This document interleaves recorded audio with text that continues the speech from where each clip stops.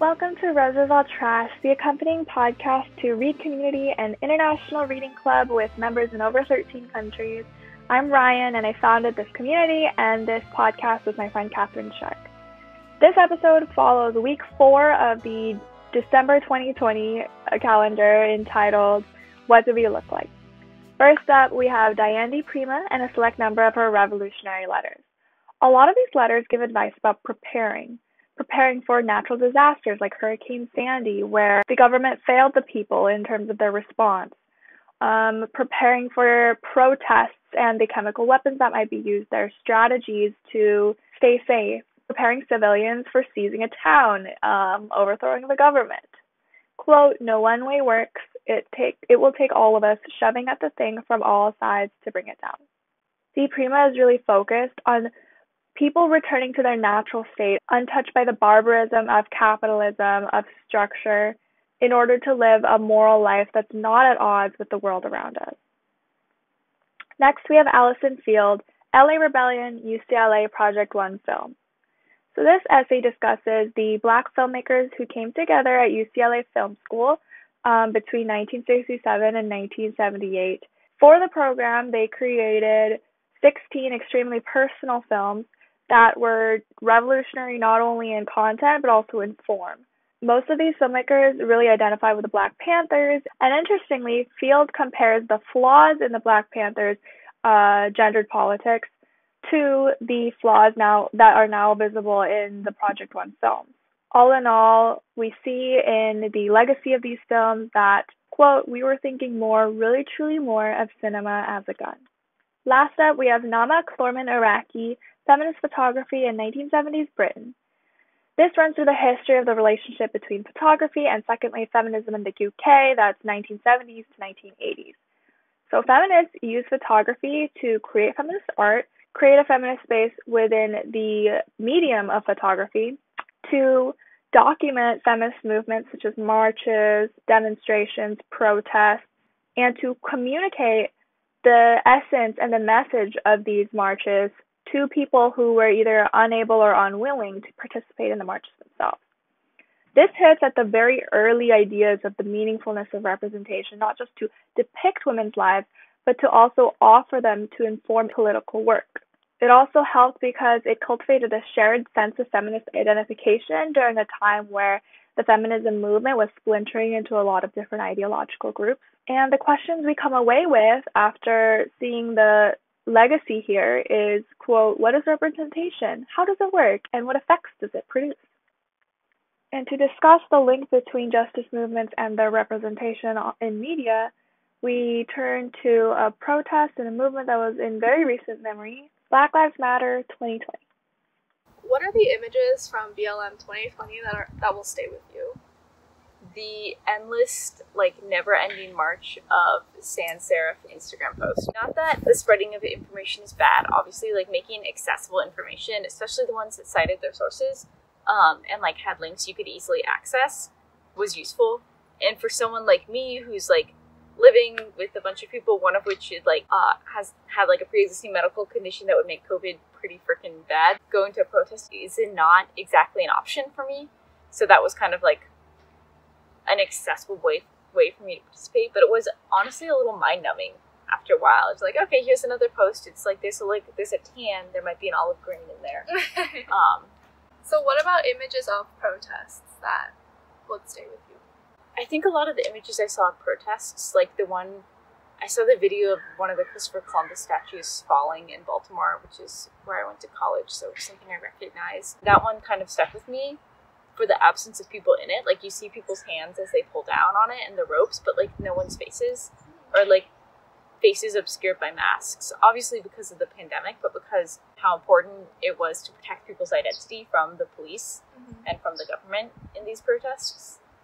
One of the images that'll stay with me is the projection on New York City Hall after, I would say, the majority of the high-profile protests. People were camping in City Hall to divest $1 billion from the $6 billion police NYPD fund.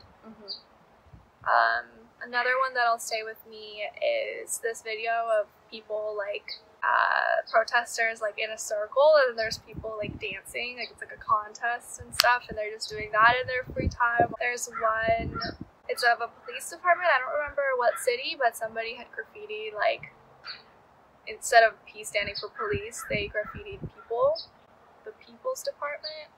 It's like the city and then the people's department. And another one is there's this astrologer, she's a Black woman in Minneapolis, so obviously like right at the center, even though like it just happened to her, like she just happens to be like in one of the most important cities for this movement, and she collected, you know, donations from her followers, so just people casually following this astrology Instagram, and she ended up donating in like the first day. She donated like $800 worth of supplies, and the next day she donated almost the same amount. The pictures that she sent just of like the back of her car filled with these supplies will stay with me. To me, like these lasting images of protests are really meaningful, because I think it's incredible that people with nothing immediate to gain and nothing personal to gain are risking not only their lives but also their jobs, their futures, their like permanent records, because of course if you're arrested, even if it's expunged or whatever, like there's a lot of ways that going to one protest could ruin your life forever. And to me that's like so awe-inspiring and completely against my nature. A lot of protests are not immediately effective. They often don't result in immediate action, and it's like you have to go into this with a double think where you're like, no, this needs to happen, like this necessary future needs to happen, but also you have to go in prepared for nothing to be accomplished. Then ultimately you have to be like, oh, it doesn't matter, but at the same time you have to be okay with it, you know?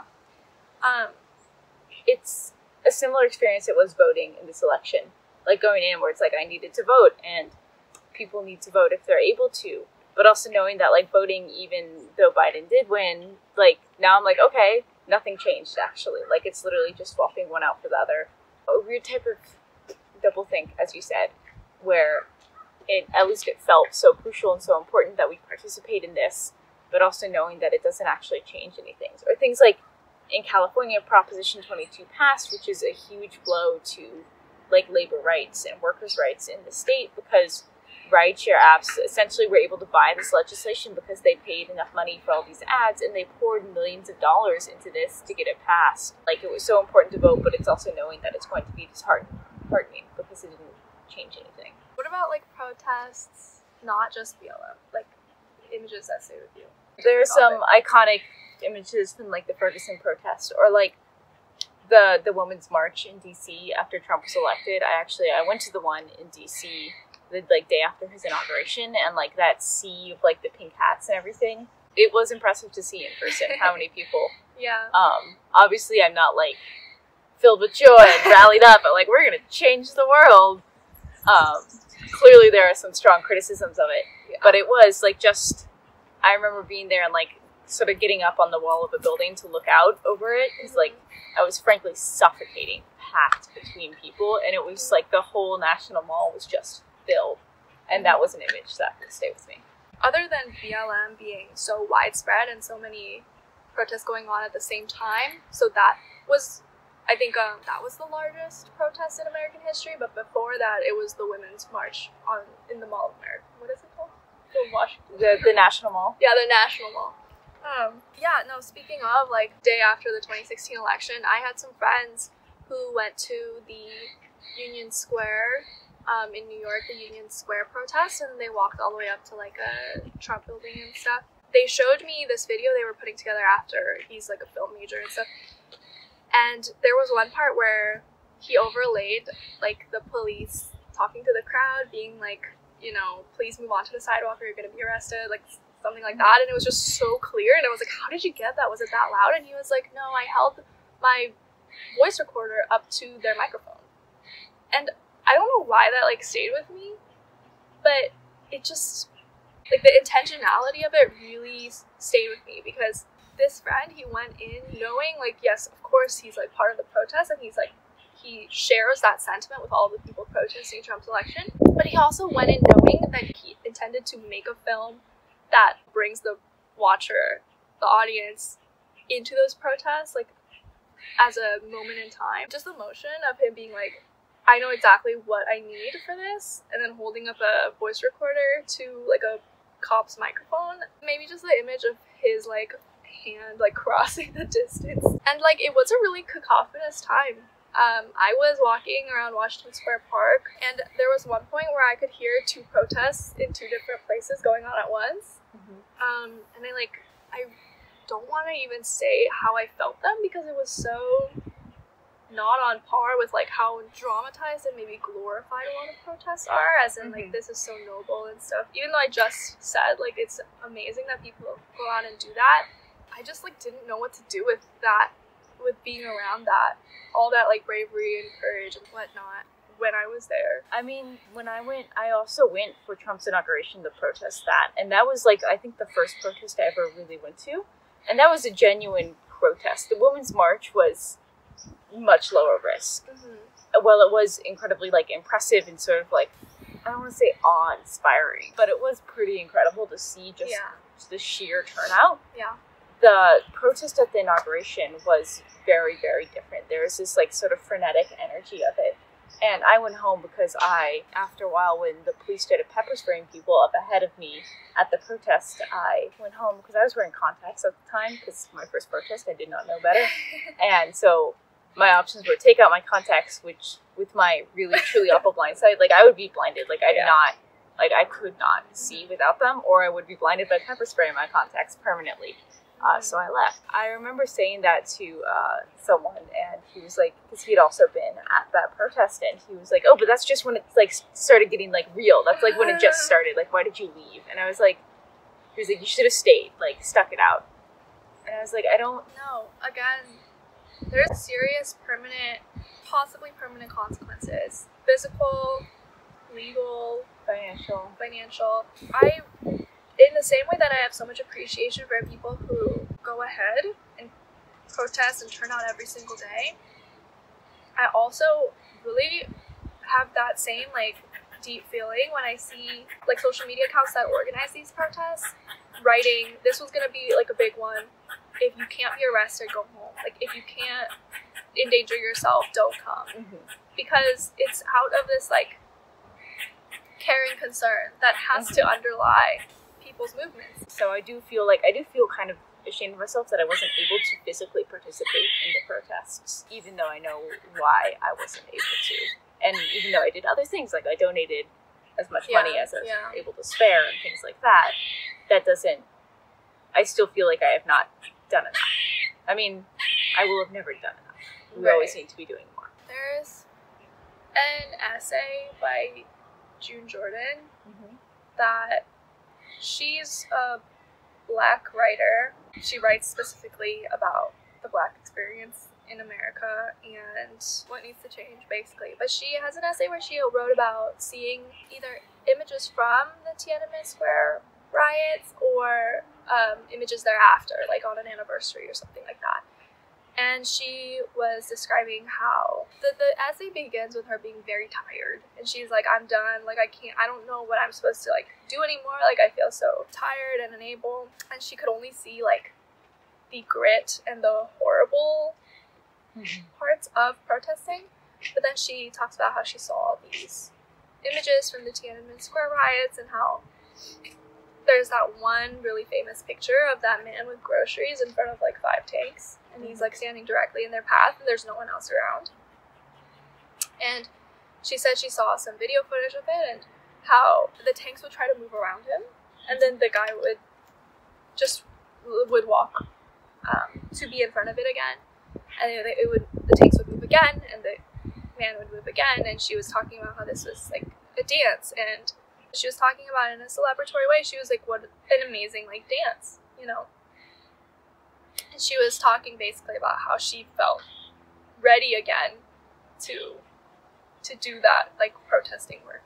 Definitely just that image of, like, the tank with the man is something that stays with me. There's more images, actually, that are much less famous of that event, where the tanks are taking over, basically, like, a highway, you know, like those looping highways that we have in California. Like, it very much just looks like one of those. but this tank is taking up the entire, like, 4 or 5 lanes or whatever. And it's just 3 little tanks, like, cruising down the highway toward what they did not know what happened, which was, like, so much death and, like such a legendary image for people who believe in demonstration power. Okay, there's another aspect to, like, the aesthetic of a protest, which has to do with images of torn up cities. So post-rioting images, which are weaponized a lot, obviously, to show how violent protesters are or how these protesters don't deserve what they're fighting for. And I think it's, like, pretty wild how, like, a lot of people, their immediate reaction is like, oh my god, how could they do this? And then my reaction to them is like, they're doing their great job. Like, yeah. Like, amazing. You're doing, like, so good. The job is to disrupt. Like, people, like, I can't believe they, like, people broke Target's windows and shoplifted. I'm like, incredible. Like, yeah, I'm like, wow. Like, I wish they shoplifted more. Like, I don't think I could have done that. I think that's where my feeling comes from, is, like, breaking not only, like, the physical window, but, like, with, like, the demands that I grew up with, being orderly and being respectful or whatever, or respectable, honestly. Yeah. Polite. I mean, there are so many different quotes on this. Like, was it, I cannot remember if it was Martin Luther King who said this, but he said, like, you know, respectability only works if your oppressors have a conscience, and they don't. And this comparison has been drawn by other people, but the Boston Tea Party, like, people glorify that event when it was literally millions of dollars of property damage by dumping this incredibly precious cargo into the harbor. Like, it was more than just stealing a couple things from a store or, like, smashing some windows. And we love that moment in our American textbooks. We're always so proud of them when they do that. And when we talk about it, but when it's happening in real time, it's condemned. It's really easy to glorify these in past moments and be like, I would have loved to have been a part of that history and have protested too and to have fought. Like, when people say, like, oh, if I had been in Germany during World War II, I would have helped. But, like, But you're here right now. Yeah. It also doesn't matter if, like, the cause right now is more controversial or more gray area than that time. Like, why are you thinking about being a hero in Nazi Germany when you can just be a regular person in the US? Like, yeah, the opportunity is here. There's a lot to talk about there. I went to, like, a lecture about how there was actually a lot more violence during the American Revolution, like, pre-war, than people think. Like, people were just, like, drawing and quartering British workers. Like, it was, like, they were just, it was not great, but also, I mean, there's obviously that with, like, people want to, like, arm civilians and things like that. That's, like, a whole nother discussion. I want to stick to talking about, like, how these images of, like, looted stores and stuff, and, like, I guess inherently political images inspire such different reactions in different people. I think that's so wild. Individuals have really completely different ideas about where this country is going. Yeah. And, like, whether things are getting better or worse. You know? I have no idea if they're getting better or worse. Like, I'm gonna know about 50 years from now. I'll think back on this film and be like, did things get better or did they get worse? We'll find out. We have such a weird, constantly wrong relationship to objects. People, because of, like, socialized orderliness, really want to protect other people's property. Like Target's property, or like CVS's property or whatever. That's really weird. Like, why are people so automatically attuned to see somebody, like, break in and out of something, break a rule, and be like, oh my god, everything's falling apart. What's that quote? Like, America is a country of, like, temporarily embarrassed billionaires. Like, the way people protect the value, like, the property of the rich when they are not the rich. Yeah. It has nothing to do with you. Like, yeah, like, what makes you think this joke has been made in many iterations around, like, Biden's campaign with wanting to raise taxes on people who make over $400,000 a year, and people who make $25,000 a year are like, we can't let this happen. I'm like, this has nothing to do with you. I think, the problem really just lies, the problem with the conflict really lies with, like, our relationship to things. Like, we need to stop.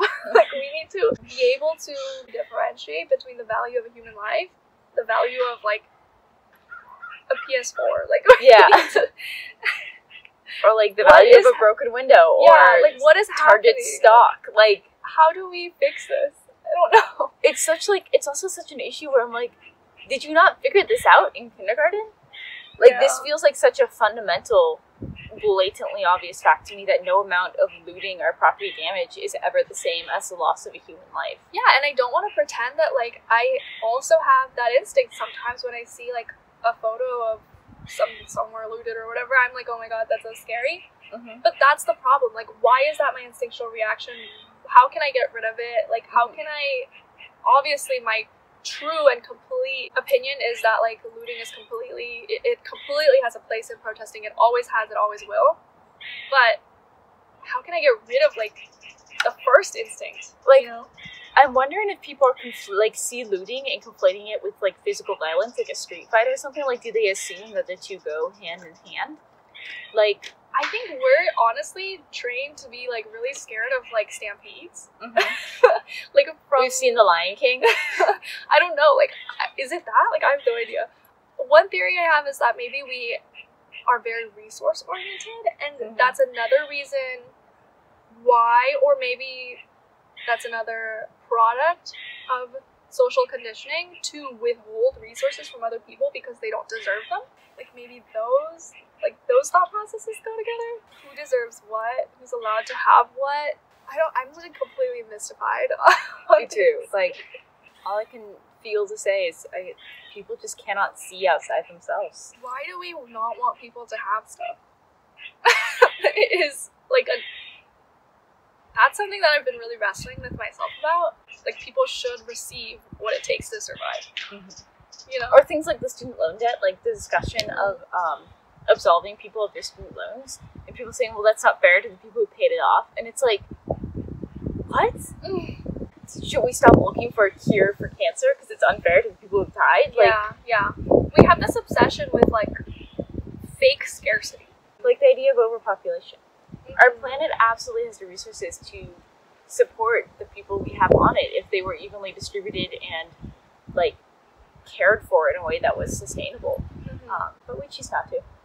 Yeah, or even if, like, we're okay with somebody far away, you know, getting what they need for their family, like, in our immediate vicinity, too, we have, like, a strange idea about, like, well, I need to keep this much of the resources in this community for myself because, and, like, I don't care what anyone else does, like, I'm just gonna secure my family. Like, that's a idea that makes sense to me, but I want it to not make sense to me. I don't understand where this, like, stupid, twisted idea is it evolutionary, like, this desire to hoard resources when we have them? It's possible, but again, like, that means nothing. Like, if it's wrong, yeah. If it's wrong, then we shouldn't have to. We should not bow to our evolutionary. Exactly. But yeah, like, this idea of, like, scarcity and resource sharing or resource hoarding, you know, there's different sides to it. And I think I just want to end on, like, just again, like, expressing appreciation for things that have come a lot more into the mainstream consciousness, like mutual aid, public fridges, public refrigerators, where people can just go and look and get food that's there if they need it. Also, like, urban farms, I feel like were a popular idea that I only saw in, like, their semi-success, so semi-failure kind of. And now it's, like, because of its, like, mainstream appreciation, they're able to retain a lot more success, I guess. I don't know. I think it's, like, amazing that people are, like, learning how to build stuff, learning how to water things on a schedule. A lot of this 70s, like, independence or, like, hippie, whatever, like, yes, like, there were, like, really well-functioning communes and stuff in the past, but I feel like it's finally coming to fruition, hopefully, in this decade, where people are actually understanding what it means to not be individualistic, what it means to, like, be responsible to one another, as opposed to just being able to do whatever you feel like, whenever you want, like, you know? How are we such social animals and yet not at all community-minded? Yeah, so I just want to appreciate, like, I don't want to, like, specifically name certain things I'm thinking of, because I don't want to, like, overload them, like, with attention maybe they don't want, but yeah, there's so many organizations or organized things happening in, like, where I was living in Bushwick, in New York. And Baltimore is a great example of that. Like, the community resources and organization is really phenomenal to watch in my brief time there. Yeah. I think we gotta just keep an eye on our relationship to things. We really just gotta ask ourselves, like, how am I feeling right now? And that's it for this week. Following week 4 of the December 2020 calendar, what do we look like? Please follow us at Roosevelt Trash on Instagram, on Spotify, on YouTube, on Apple Podcasts, and wherever else you might get your podcasts. And follow our personal accounts at RRRYEN and at Kathleen.Sharp. We love you, we respect you, and we're rooting for you. Bye.